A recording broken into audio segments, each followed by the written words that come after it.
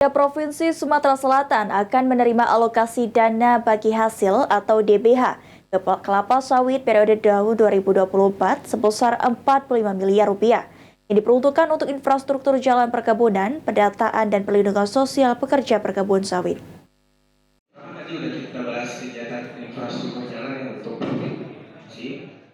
Disampaikan Kepala Badan Pendapatan Daerah Ahmad Rizwan, Provinsi Sumatera Selatan akan menerima alokasi dana bagi hasil atau DBH periode 2024 sebesar 45 miliar rupiah.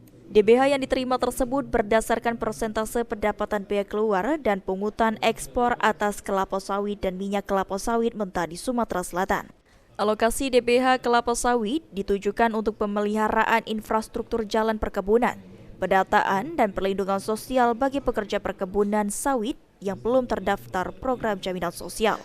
Dari 17 kabupaten kota di Sumatera Selatan, Kabupaten Musi Banyuasin, Ogan Komering Ilir, Oku Timur, Muara Enim dan Musirawas yang terbesar menerima DBH sawit. Seperti contoh untuk Provinsi Sumatera Selatan tahun 2023 itu sebesar 51 miliar dan 2024 sebesar 45 miliar.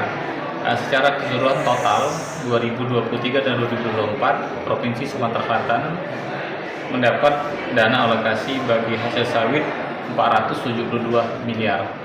Dana alokasi bagi hasil sawit ini diperuntukkan untuk infrastruktur jalan perkebunan dan infrastruktur perkebunan seperti pendataan ataupun perlindungan sosial bagi pekebun maupun peningkatan kompetensi sertifikasi bagi pekebun.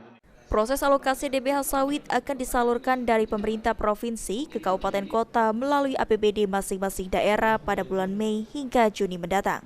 Hafidz Zainul, PAL TV.